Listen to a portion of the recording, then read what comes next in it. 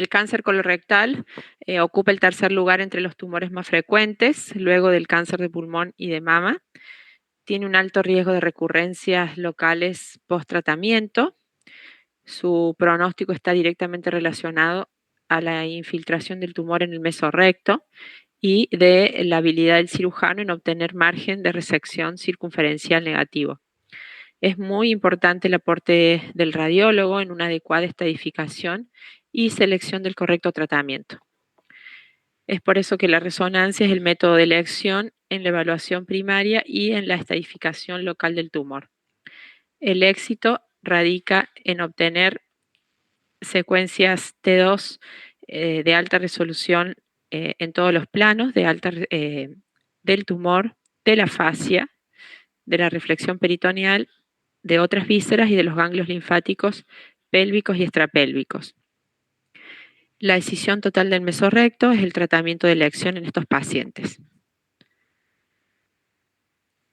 El recto se extiende desde la unión recto-sigmoidea como margen superior hasta el anillo anorrectal como límite inferior, con una longitud aproximada de 15 centímetros, aproximadamente entre la tercera vértebra sacra hasta la flexura perianal del coxis. Los tumores de recto se dividen dependiendo de la distancia entre el extremo distal del tumor y el margen anal en tumores de recto inferior, localizados a menos de 5 centímetros del margen anal, tumores de recto medio, localizados entre los 5 y 10 centímetros del margen anal, y tumores del recto superior, los que están por encima de los 10 centímetros, entre 10 y 15 centímetros. Acá tenemos un corte esquemático, sí, de la bibliografía y un corte sagital T2 en resonancia magnética, en donde acá tenemos el margen anal, la flexura, el ángulo anorrectal, y podemos decir que los últimos 5 centímetros son recto inferior, recto medio y recto superior, con la unión recto-sigmoidea como límite superior. Acá tenemos 3 tipos de cáncer rectal de acuerdo a su localización. Fíjense esta primera diapositiva en donde tenemos que el borde inferior del tumor en el corte sagital está a 11 centímetros del margen anal.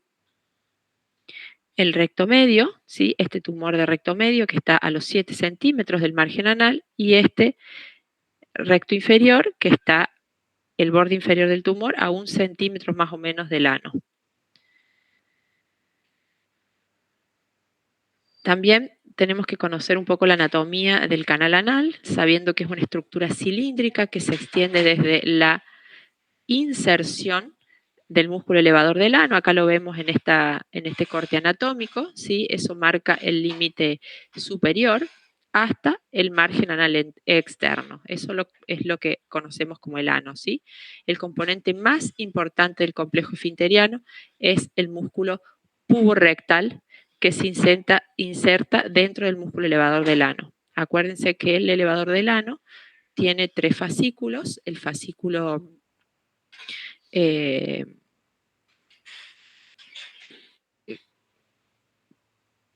iliococcigio, el sacrococcigio y el puborectal, ¿sí? El más importante, entonces, en este caso es el puborectal, es el más interno de los 3.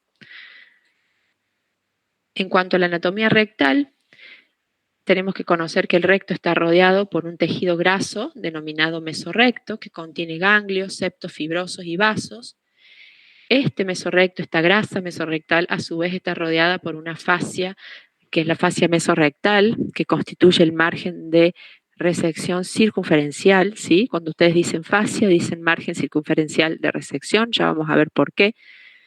La pared del recto tiene 3 capas que se pueden visualizar en T2, la capa más interna, que es hipointensa, es decir, es negrita, la submucosa, la capa media hiperintensa, y luego la muscular propia, más externa, que es hipointensa también. Y luego viene la grasa perirectal, ¿sí?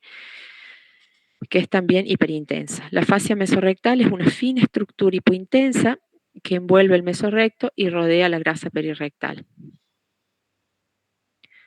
Acá tenemos, me pareció importante este artículo porque nos muestra los distintos cortes. Acuérdense que yo les había dicho que el propósito de la resonancia era obtener los 3 cortes en T2, ¿sí? El corte axial oblicuo, el corte sagital y el corte coronal. Cada uno de estos 3 cortes muestra su diferente importancia para ver distintas estructuras y evaluar el tumor en los distintos planos. Acá tenemos un axial T2 a nivel del recto.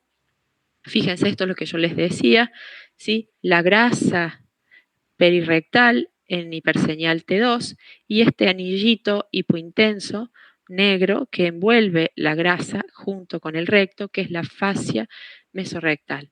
¿Cuál es la importancia de estas partes anatómicas? Es que cuando nosotros decimos fascia mesorrectal, decimos margen circunferencial de resección. Es decir, el cirujano toma como plano quirúrgico para sacar un tumor de recto la fascia, es decir, saca de la fascia todo hacia adentro. Cuando nosotros tenemos un tumor que está muy cerquita de la fascia, es decir, a menos de 1 milímetro, decimos que hay un margen circunferencial de resección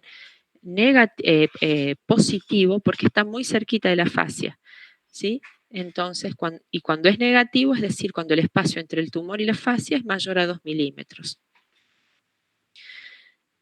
Cuando a más, ustedes tienen que tener que entender que a mayor proximidad del tumor con la fascia, cae el pronóstico del paciente porque la posibilidad del cirujano de realizar un exéresis del tumor son menor y tiene posibilidad de dejar un paciente que no sea R0, es decir, con mucha posibilidad de recaída local. Como les dije, el mesorrecto, ¿por qué es importante el mesorrecto? Porque permite hacer la estadificación del tumor, porque el tumor que se extiende más allá de la muscular propia, invadiendo el mesorrecto, ya es un T3. Y de acuerdo a la profundidad de la invasión, vamos a tener una clasificación que ya luego la vamos a ver. En el corte axial oblicuo, también otra de las importancias para analizar son las capas del recto que les mencioné anteriormente. Fíjense, capa interna, mucosa, hipointensa. Lo brillante es la luz y el líquido del que puede tener el recto, pero esta finita capa hipointensa es la mucosa, la intermedia, que es un poquito más brillante, es la submucosa, y la externa es la muscular propia. ¿Cuál es la importancia de conocer esto? Es también la evaluación, digamos, la estadificación T del tumor. Sabemos que un tumor T1 que se localiza a nivel de la submucosa, el T2 llega a la muscular propia sin sobrepasarla y el tumor que va más allá de la muscular propia es un tumor T3. Entonces, por eso es importante conocer las capas en resonancia. Otra de las cosas que podemos ver en el axial es la reflexión peritoneal anterior, es decir, es el peritoneo que viene desde arriba, cae y hace como una carpita por delante del recto. Habitualmente lo vemos en forma de V, como en alas de gaviota. Y la importancia que tiene esta estructura es que si vemos que un tumor compromete esa parte del peritoneo, ya uno lo considera un T4, ¿sí? Porque tiene alta posibilidad de recaída a nivel peritoneal. En cuanto al corte sagital, ¿para qué nos sirve? Para ver el espacio retrorectal, para ver el ángulo anorrectal, el anillo anorrectal y para ver el margen anal. Y esto a su vez nos permite, de acuerdo a identificar esta estructura, nos permite decir a qué altura está el tumor. ¿Sí? Medimos si son 5, 10, 15 centímetros para decir si es tumor de recto medio, inferior, medio o superior. Y el corte coronal, que en realidad se hace paralelo al canal anal, ¿para qué nos sirve? Fundamentalmente para conocer la anatomía del complejo esfinteriano y de esta manera analizar y estadificar los tumores de recto inferior. Fíjense, nosotros tenemos una capa interna, que es la línea roja, que acá lo vemos en el corte anatómico, que es el esfínter interno, ¿sí? Que simplemente el esfínter interno es la prolongación de la capa muscular lisa del resto del intestino. Como les dije, es músculo liso, involuntario.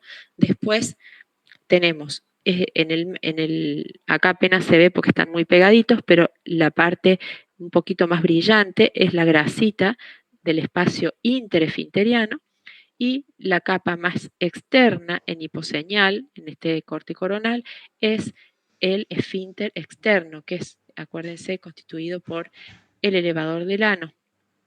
Entonces, si conocemos esta anatomía, podemos estadificar un cáncer de recto inferior que tiene un manejo totalmente distinto al resto de los otros, ¿sí?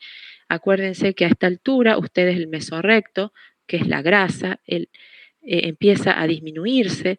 La importancia del mesorrecto es que actúa como un escudo protector, porque el tumor es como que en el recto superior tenemos más chance de que el tumor no llegue tan rápido a la parte muscular. En cambio, en el recto muscular, en el recto inferior, esa grasa se va adelgazando, entonces los tumores rápidamente, prontamente afectan la parte muscular, el complejo esfinteriano, y la cirugía es mucho más agresiva.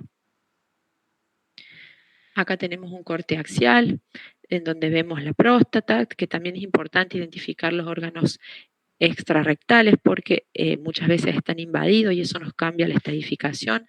Entonces tenemos capa interna, negrita, mucosa, capa media, un poquito en hiperseñal, que es la submucosa, y la externa, la muscular. La grasa mesorrectal y esta fina línea hipointensa de colágeno, que es la fascia mesorrectal. Acá tenemos otro dibujo un poquito más alto, en donde ya vemos un plano que abarca las vesículas seminales, que también comúnmente se suelen afectar en tumores avanzados, la vejiga, la próstata, las paredes rectales, la grasa mesorrectal. Fíjense que una vez que la identifican ya es fácil, y el anillo periférico de la fascia.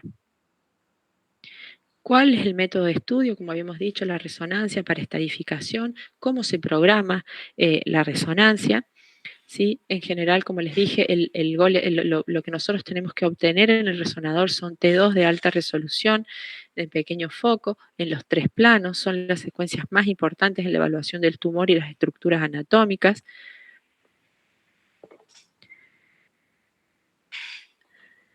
Podemos usar resonadores de 3 Tesla o de 1.5. En general, los 1.5 son los más los más ampliamente disponibles. Los 3 Teslas no, pero bueno, la resolución espacial obvio que es mucho mejor. Lo que pasa que también tienen algunas dificultades, como la alteración de la señal ruido de estos aparatos, ¿sí? Pero se pueden hacer tanto en los 3 Tesla como en el 1.5. Nosotros tratamos acá de hacerlos en el 3 Tesla, pero hay veces que por disponibilidad usamos el 1.5, el protocolo es el mismo.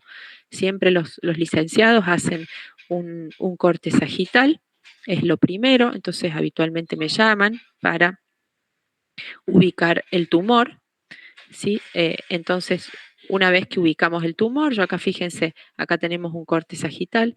Una vez que se localiza el tumor, trazamos un eje longitudinal al tumor, ¿sí? Y en función a ese eje longitudinal del tumor, se reconstruyen y se hacen los cortes axiales perpendiculares a ese eje longitudinal previo. Y el corte coronal se hace paralelo al canal anal, al conducto anal, que es, como ya les había dicho, importante para tumores de recto inferior y su relación con el complejo esfinteriano.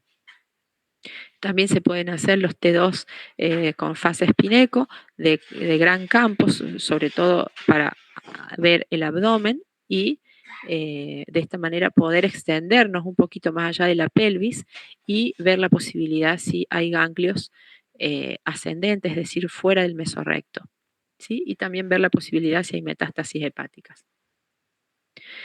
¿Qué no se recomienda hacer? Insuflar con aire el recto, tampoco introducir ningún tipo de contraste endorrectal. No se utiliza antena endorrectal, más allá de que no tenemos, pero si la tuviéramos no es aconsejable hacerla. Y habitualmente los cortes, las secuencias de FATSAT no son de gran utilidad. ¿Cuáles son las cosas controvertidas que por ahí hacemos y por ahí no hacemos, dependiendo del caso? No inyectamos rutinariamente buscapina, que por ahí nos podría dar un beneficio de disminuir la peristalsis. No se hace preparación intestinal previa, como en otros estudios, nada de laxantes previo, nada de preparación intestinal. A veces lo que nos puede ayudar es alguna microenema, porque muchas veces eso elimina restos de materia fecal en el recto y nos permite mejor ver la luz. El gel rectal de ecografía que se utiliza en estudios de ginecología, no lo usamos nosotros de rutina. Se ha demostrado utilidad en tumores chicos. La difusión en una resonancia inicial diagnóstica, la primera que tiene el paciente, es útil para ver, digamos, cómo se comporta el tumor y los ganglios, y sí o sí es importante hacerla en la reestadificación post-quimio y radioterapia que muchos de estos pacientes tienen, ¿sí?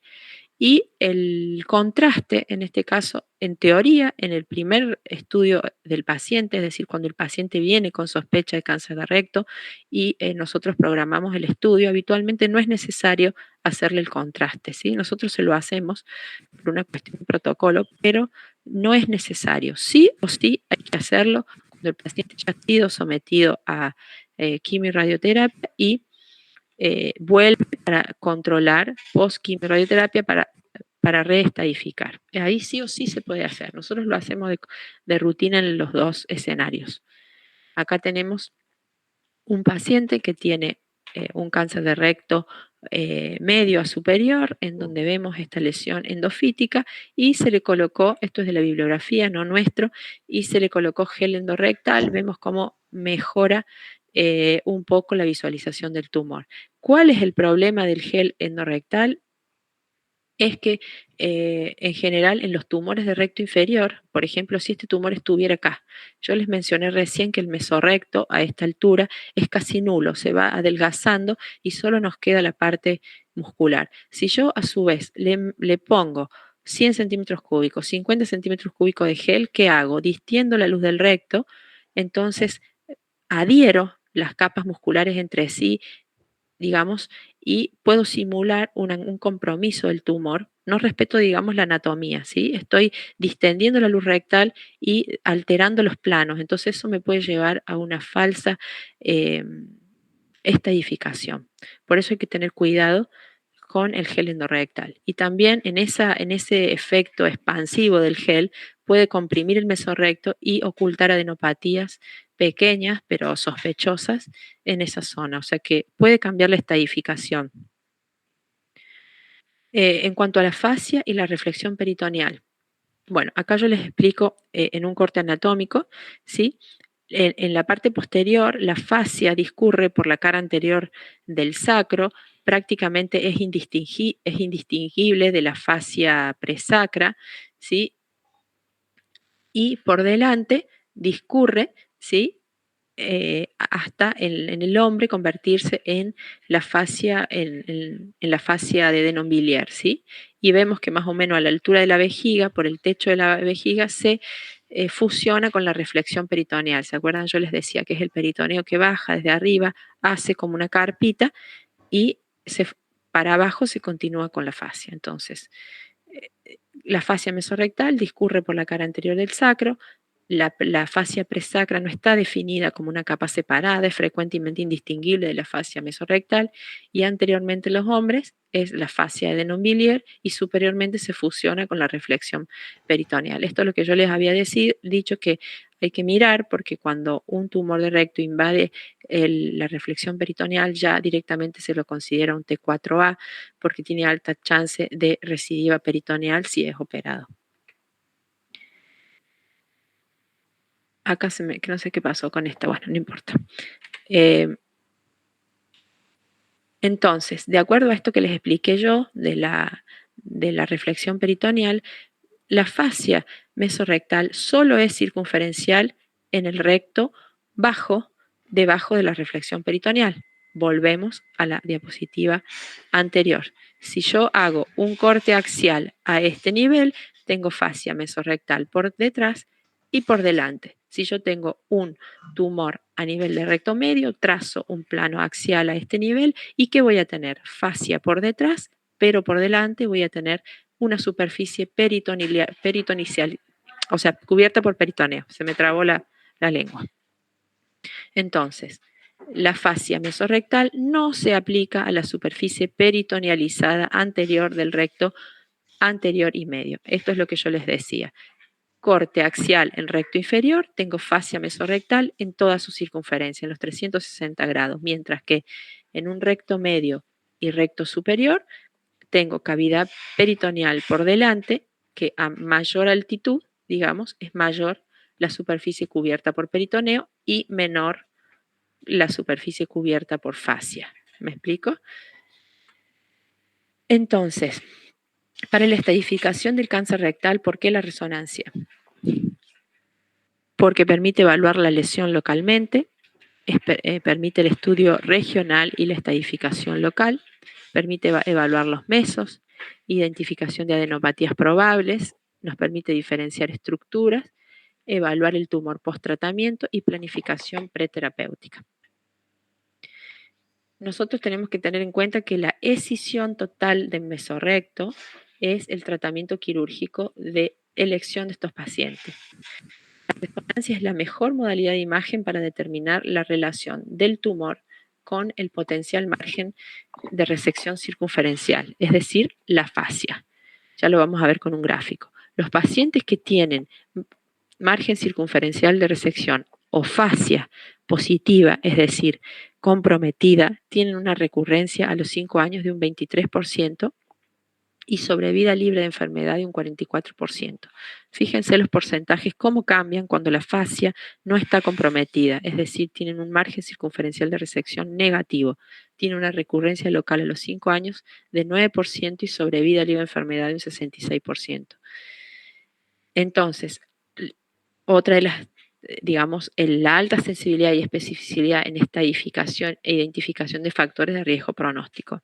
Entonces, por eso es tan importante la resonancia en estos pacientes, porque nos permite ver la fascia, ¿sí? Es lo más importante, la fascia es el margen quirúrgico del médico, ¿sí? Si está comprometido, al médico le va mal, al paciente le va mal. Fíjense, acá tenemos un corte anatómico y un corte en resonancia, ¿sí? Acuérdense, escisión total del mesorrecto, es una resección en cuña, ¿sí? Del recto, del tumor, de la grasa y de la fascia, ¿sí? Es como que la fascia le marca el contorno al cirujano, ¿sí?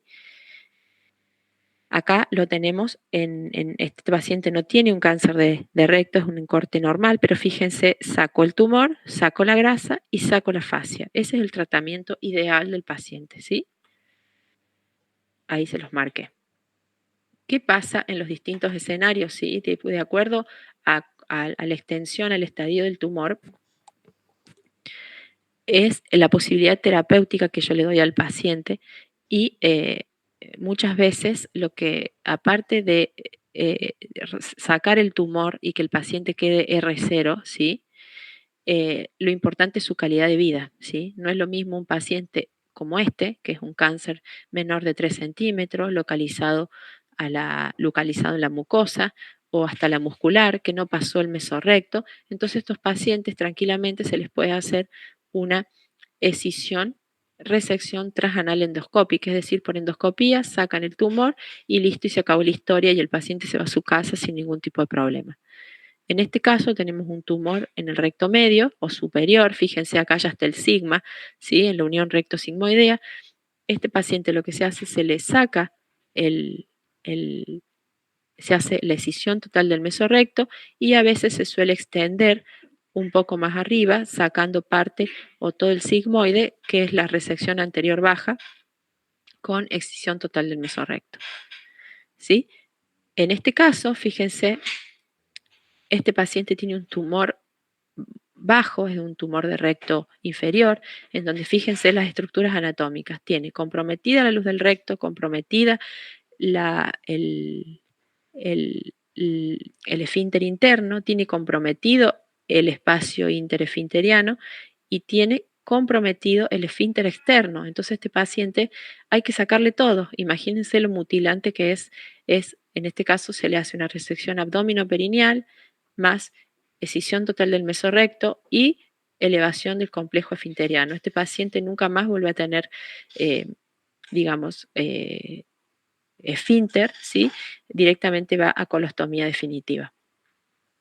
Este tumor, fíjense, es un poco menos avanzado que el anterior, solamente está afectado el esfínter interno, pero está preservado el espacio interesfintérico y el esfínter externo, ¿sí? Entonces se hace resección abdominoperineal con exéresis del espacio interesfintérico, escisión del total del mesorrecto, esfínter interno y se preserva el externo, que es el voluntario, acuérdense. Y en este último caso, que sería lo más agresivo, digamos, que es la resección abdominoperineal, escisión total del mesorrecto, se le reseca todo el complejo esfinteriano porque está afectado todo y también se le saca el elevador del ano porque acá lo vemos que está comprometido. Entonces depende de nuestra estadificación, la conducta terapéutica es, digamos, la elegida. En cuanto a la estadificación tumoral, ya dijimos que el T es una de las cosas que podemos ver en resonancia. Ya les había dicho que lo importante era reconocer todas las capas y las estructuras de esa zona. Bueno, acá en general, desde el TX al T2, son tumores que se benefician de la realización de una ecoendoscopía. ¿Por qué? Porque la resonancia habitualmente no los identifica, o ya sea porque no pueden ser evaluados, porque no existe evidencia de tumor primario o porque es un tumor in situ, ¿sí? Intramucoso sin pasar la muscular de la mucosa, o porque el tumor pasa la muscular de la mucosa y se queda en la submucosa, o que invade la muscular propia. Hasta estos, digamos, hasta este T2, el T2 podría estar también dentro de la resonancia, pero habitualmente estos son útiles de evaluar con la ecoendoscopía. Ya cuando hablamos de T3, es decir, el tumor pasó la subserosa, es decir, pasó la muscular y ya está comenzando a meterse en el mesorrecto y, digamos, y los T4 ya son pura y exclusivo de nuestro campo de acción, ¿sí? Utilizando la resonancia para estadificar. El T3A, yo les dije que era el que ya pasó la muscular propia y se extiende a menos de 1 milímetro más allá de la muscular. El T3B entre 1 y 5 milímetros más allá de la muscular, el T3C entre 5 y 10 milímetros y el T3D más de 15 milímetros. Acuérdense, mayor profundidad, mayor riesgo de comprometer la fascia, peor para el cirujano y para el paciente. El T4A, el tumor penetra la superficie del peritoneo visceral, yo les había dicho ya la reflexión peritoneal, y el T4B es el tumor que invade directamente o está adherido a órganos vecinos, ya sea útero en la mujer, vesículas seminales y próstata en el varón. Otro concepto que tenemos que tener en cuenta es la extensión extramural máxima, que la extensión extramural máxima se define como la distancia desde el borde externo de la muscular propia hasta el borde externo del tumor. Eso es lo que nos permite medir y clasificar en T3A, B, C o D que les mencioné anteriormente. Es decir, yo mido la muscular, mido la distancia hasta donde termina el tumor y de acuerdo a los milímetros de profundidad de invasión, yo clasifico, como les había dicho. Los pacientes con T3 constituyen el grupo más numeroso y heterogéneo en cuanto al pronóstico según el grado de extensión extramural del tumor. Los tumores que penetran poco en la grasa se asocian a mejores tasas de supervivencia con respecto a los que infiltran en mayor profundidad. El grupo Mercury, que es el estudio de referencia a nivel mundial, comandado por la doctora Gina Brown, son los referentes en estudio de recto y de resonancia magnética. Dividen a los T3, perdón, en grupos dependiendo de esa extensión extramural máxima, ¿sí? Que es lo que yo les mencioné anteriormente. Acá tenemos un gráfico, entonces T1 confinado a la submucosa, T2 ya comprometió la muscular, pero no la sobrepasa, los T3 sobrepasan la mucosa y ya se empiezan a meter al mesorrecto, y los T4 invaden los órganos ginecológicos, los órganos masculinos, vejiga o la reflexión peritoneal que yo les había dicho. Acá tenemos un poquito más extenso, ¿sí? T1 mucosa, T2 toca la muscular propia, T3 ya la pasó y de acuerdo a esta extensión extramural máxima los dividimos en los 4 subtipos. Acá lo mismo en un corte sagital, T1, T2, como yo les había dicho, el tumor que está acá, que invade la reflexión peritoneal, ya lo consideramos T4A, T4B es porque infiltró la vejiga o algunos infiltran la próstata. Acá tenemos un ejemplo de T1, ¿sí? Tumor localizado, fíjense el anillo hipointenso, está conservado, se quedó ahí en la submucosa el tumor. El T3A, fíjense ya acá el anillo hipointenso, fíjense acá cómo se borra, ya tengo la misma intensidad de señal que el tumor. En este caso tenemos un T3B, un poquito más profunda su infiltración. Acá vemos cómo directamente, miren, esto yo les marqué con línea de puntos la fascia. Fíjense que directamente el mesorrecto está completamente, la grasa brillante que veíamos en un corte anatómico normal, está completamente reemplazada por tumor sólido, ¿sí? Y la fascia acá directamente no existe, ¿sí? Entonces este tumor ya infiltró la fascia, ¿sí? Ya tiene un margen circunferencial de resección comprometido, ¿sí? Este paciente tiene que ir a terapia neoadyuvante, quimio-radioterapia previa para reducir tumor porque ya tiene altas chances de recurrencia eh, postquirúrgica, ¿sí? Acá tenemos compromiso de la reflexión peritoneal, o sea, un T4A. En este caso tenemos este tumor, principalmente de crecimiento endofítico, endoluminal, que no tiene en esta parte, no tiene compromiso, digamos, de la muscular propia. Fíjense, es como si fuera un coliflor, pero sin afectar las capas musculares. En este es un corte axial, fíjense, ya es un T3C, ya está, digamos, hay más de 15 milímetros de medida entre la muscular y el tumor, ya está pegadito casi a la fascia el tumor. Acá igual, fíjense cómo salió, se metió en el mesorrecto y ya la fascia viene por acá, ya está casi en contacto con la misma.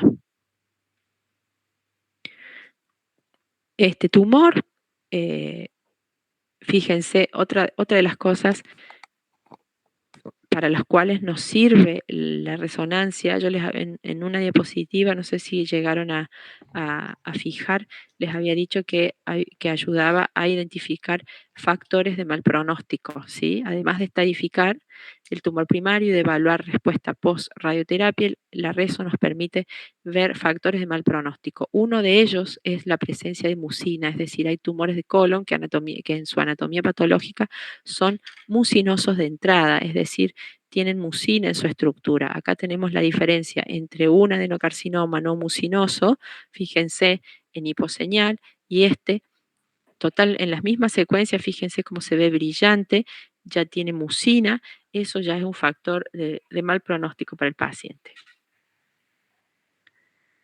Este paciente es un caso reciente, no es nuestro. Fíjense la extensión enorme que tiene este paciente, tiene un tumor de recto medio y superior. Fíjense la próstata, directamente no hay plano de separación en el corte sagital, en el anterior menos. Fíjense, la fascia que viene por acá está totalmente sobrepasada, están comprometidas las vesículas seminales. Fíjense, esta es la señal normal de las vesículas seminales. Acá está totalmente borrada, está invadido el techo de la próstata y no solo eso, que sino infiltró la vejiga, fíjense, y creó un trayecto fistuloso, que lo ven acá, entre la luz rectal y la luz de la vejiga.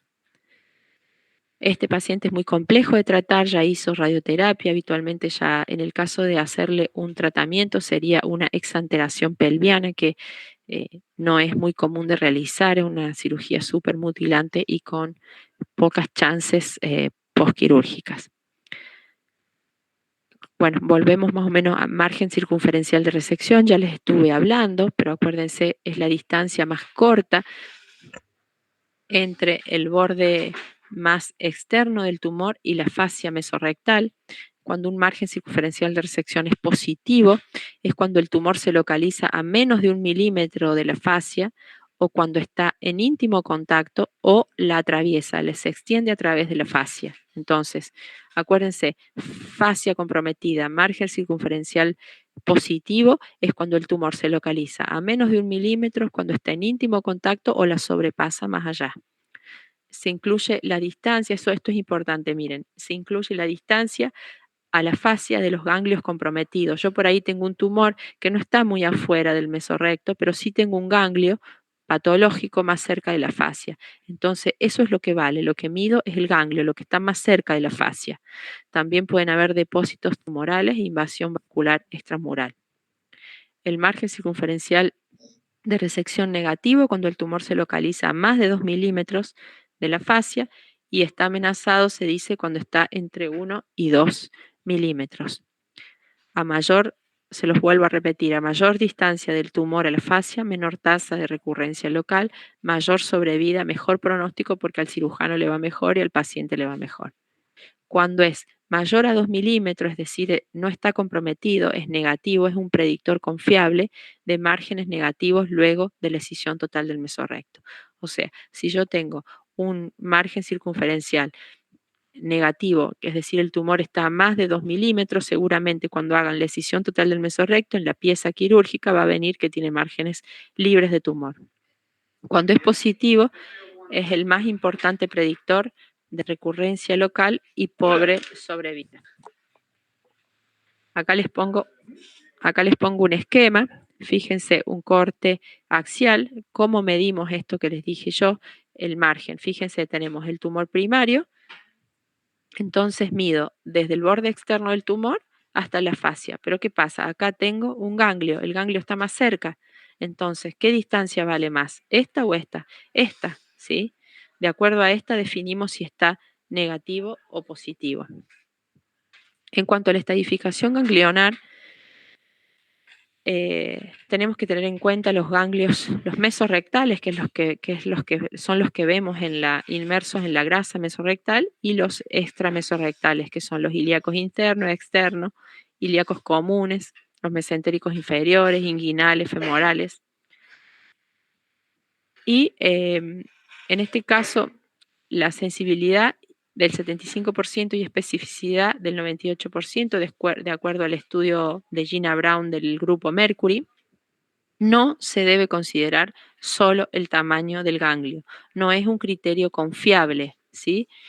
Por ahí si tienen más de 8 milímetros los podemos llegar a considerar, pero ¿por qué? Porque hay veces que se ha demostrado que un ganglio de 5 milímetros en la pieza quirúrgica, en la anatomía patológica, tenía una microinfiltración, entonces tamaño aislado no se considera. Lo que tenemos que tener en cuenta son los bordes irregulares, difuminados, lobulados, espiculados, la intensidad que tiene adentro el ganglio, no es lo mismo un ganglio homogéneo que tiene en toda su estructura la misma intensidad de señal que un ganglio completamente heterogéneo. Esa heterogeneidad quiere decir que hay algo aparte de ganglio, ¿sí? Que puede haber tumor, mucina, necrosis. Entonces ese es otro criterio tan o más importante que el tamaño aislado, ¿sí? En general son redondos, más altos que anchos, en general están cerca del tumor y siempre se reporta la presencia, si hay o no, el número, la localización y la proximidad a la fascia. Y, digamos, es media extensa la clasificación de el de la estadificación, pero se resume en N0, no hay ganglios linfáticos sospechosos, el N1 entre 1 y 3 ganglios sospechosos con las características que les mencioné, N2 más de 4 ganglios sospechosos, ¿sí? Eso según el estudio de Mercury. Fíjense, acá tenemos un ganglio. ¿Qué les parece que puede ser este tumor? ¿Sí? Un ganglio homogéneo, redondito, bordes regulares, señal interna homogénea, o sea, esto independientemente del tamaño tiene una alta chance de que no esté comprometido. Es diferente a este. Fíjense, tiene una señal que tiene áreas más brillantes, áreas más negritas, ¿sí? Bordes lobulados. Esto tiene alta chance de que esté comprometido. Al igual que esto, fíjense, son bien hipointensos, heterogéneos, bordes irregulares, cerca de la fascia, cerca del tumor. Estos son metastásicos hasta que se demuestre lo contrario, ¿sí? Otro criterio a tener en cuenta es la presencia de invasión vascular extramural. ¿Qué quiere decir esto? Es la presencia o penetración del tumor en los vasos que están en el mesorrecto. Yo les había dicho que en el mesorrecto habían vasos linfáticos, vasos sanguíneos. Cuando hay tumor dentro de esos vasos es lo que llamamos como invasión vascular extramural o ENVI, ¿sí? En general se ven irregularidad parietal de esos vasos, engrosamiento, señal de tumor, es decir, con intensidad de señal de partes blandas dentro de los vasos. Es un importante factor pronóstico y predictor de enfermedad metastásica. Eso nos indica que puede tener enfermedad metastásica a distancia el paciente. Cuando hay invasión vascular extramural, la sobrevida libre de enfermedad es muy baja, es de los 35%, mientras que si es negativa sube a un 74%. ¿Sí? Fíjense en estos depósitos tumorales en el mesorrecto. Acá hay una fotito que los muestra muy bien. Fíjense, son como varices dilatadas, ¿sí? Que en su interior tienen tejido sólido, ¿sí? Acá tenemos otro en un corte sagital. Y bueno, ya hablamos mucho ahora les voy a hablar de tumores de recto inferior, que como les dije, de acuerdo a su anatomía, son diferentes, ¿sí? Se localizan en el área del recto y mesorrecto por debajo del origen del complejo elevador, donde el mesorrecto se adelgaza. Yo les dije que el mesorrecto era como un escudo protector, entonces a este nivel prácticamente no existe. Entonces tienen mayor riesgo de compromiso de la fascia y del esfínter anal, tienen una estrecha relación del tumor con la capa muscular, con el elevador del ano y con el esfínter externo, tienen posible compromiso de la próstata, las vesículas seminales, de la vagina, del sacrocoxis.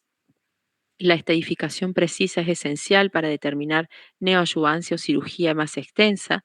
Hay veces que una correcta estadificación permite que el paciente vaya a neoadyuvancia. Entonces, un paciente que tiene por ahí de entrada comprometido el elevador, si yo lo llevo a neoadyuvancia, después lo controlo y por ahí el elevador se liberó, ¿sí? La cirugía es un poco menos agresiva y menos mutilante para el paciente. Entonces, todo eso cambia con una correcta estadificación.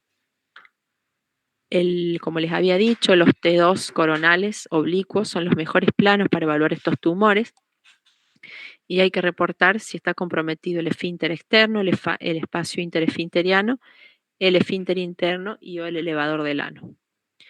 Entonces, como yo les dije, acá entonces el recto inferior, desde la inserción del elevador del ano, más o menos a la altura de la línea dentada, hasta el margen anal, ¿sí?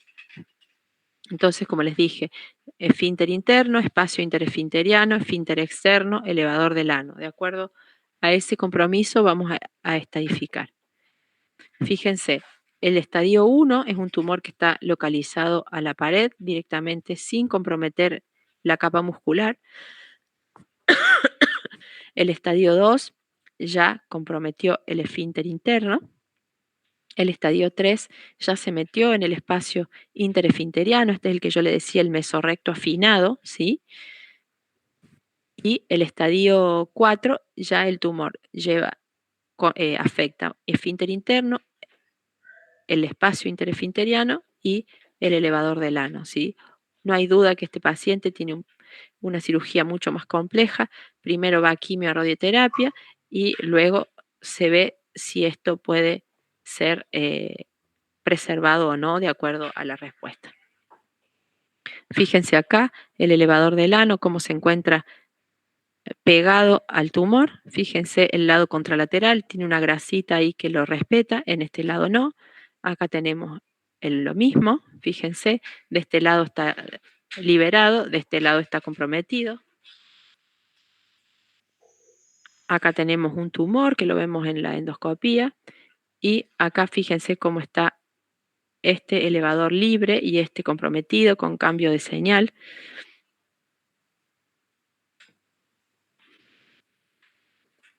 Y esto es para tener en cuenta la evaluación post-neoadyuvancia. Ya hemos hablado de caracterización del tumor, de estadificación.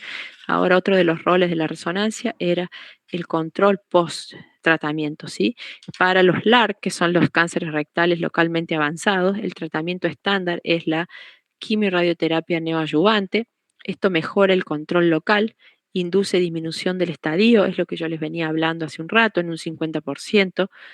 Hay algunos pacientes, en un 15% más o menos, que tienen respuesta completa, es decir, no se ve más en resonancia, no se ve más en endoscopía y al tacto rectal no existe más el tumor. Entonces hablamos de respuesta completa. Hay algunos pacientes de esos que se operan y permiten preservar el complejo esfinteriano y hay otros directamente que por algún factor de riesgo, por algo, se les hace follow-ups, digamos, se les hace el seguimiento y hay pacientes que incluso pasan años sin cirugía, sin ser sometidos a cirugía. Es difícil distinguir a veces en resonancia post-tratamiento, distinguir tejido fibroso con o sin pequeños focos de tumor adentro, ¿sí? del tejido. La resonancia no es capaz de distinguir pequeños focos residuales microscópicos versus una respuesta patológica completa en una sola vez. Necesita resonancias seriadas para ver si eso se va modificando o no. Habíamos dicho que era importante la difusión y el contraste en estos pacientes. Se puede detectar fibrosis y lagos de mucina como respuesta. ¿Y qué cambios podemos ver? ¿Sí? ¿Qué cambios podemos ver post-quimio-radioterapia? En algunos pacientes directamente no hay ningún cambio, es decir, no responden. Seguimos viendo tumor similar al control pretratamiento. Puede existir atrofia y fibrosis. Es decir, un reemplazo parcial de ese tumor por fibrosis. Puede haber respuesta mucinosa, ¿sí? Respuesta de mucina, que en este caso un tumor mucinoso, como yo las dos diapositivas que les mostré, un adenocarcinoma convencional, no mucinoso, que post-quimio-radioterapia se reemplaza por mucina. Eso es parte de la respuesta, es parte de la regresión, el reemplazo de mucina post-quimio-radioterapia, que es la degeneración mucoide. O puede ser que haya sido un tumor mucinoso de origen y no tenga ningún tipo de respuesta. Y hay veces para tumor residual, para diagnóstico diferencial entre tumor residual y fibrosis es útil la difusión, ya que el tumor tiene alta intensidad de señal y la fibrosis baja señal en la difu. Nosotros, cuando viene un paciente, digamos, para evaluación post radioterapia, yo tengo esta tablita siempre a mano porque nunca la memoricé, siempre la tengo a mano que me ayude, como ayuda a memoria, en donde, de acuerdo a lo que vemos comparado con la resonancia inicial, clasificamos a los pacientes del 1 al 5. El grado 1 es cuando tienen respuesta radiológica completa, es decir, no vemos más el tumor. El tipo 2 de respuesta tumoral, de regresión tumoral, tienen buena respuesta, es decir, vemos fibrosis y habitualmente no hay tumor visible, pero no podemos descartar que haya un pequeño residuo mínimo o no dentro de esa fibrosis. La respuesta moderada, es decir, cuando hay un componente mayor al 50% de fibrosis o de mucina y el resto es tumor. El grado 4, respuesta leve, es decir, pequeñas áreas o pequeños puntitos de fibrosis o mucina predominando el tumor. Y cuando hay el grado 5, que es la ausencia de respuesta, es decir, la intensidad de señal intermedia, la misma que el tumor original, no vemos fibrosis, no vemos mucina, vemos lo mismo que vimos en la resonancia inicial. Entonces eso se clasifica así, nosotros le ponemos eso y el número que corresponde, ¿sí? Fíjense, este paciente es nuestro, tiene un tumor grande, ¿sí? Es un 3D, tiene proximidad con la fascia, no comprometida, pero sí la tiene casi cerquita. Esta es la resonancia pretratamiento, fíjense, el 27 del 2 del 2020. Y en agosto, el 4 del 8 del 2020, 6 meses después, posterior a quimio y radioterapia, fíjense cómo el tumor se redujo y a su vez lo que era negro, lo que era señal tumor, se reemplazó por esta hiperseñal que es la degeneración mucoides, o sea que el tumor reemplazó parte de su tejido por mucina. Este es un tumor que también, este es el tumor inicial en endoscopía, el engrosamiento que vemos acá en el recto. Post-radioterapia, fíjense cómo en endoscopía ya no se lo ve más, habitualmente se suele ver así medio negro, verdoso, los cambios post-quimio y radioterapia. En la resonancia vemos que se disminuyó el espesor, pero vemos que a los 9 meses después empezó otra vez el engrosamiento y en la endoscopía reaparece el tumor, es decir, una recidiva local. Y bueno, y como ayuda a memoria, esta última diapositiva,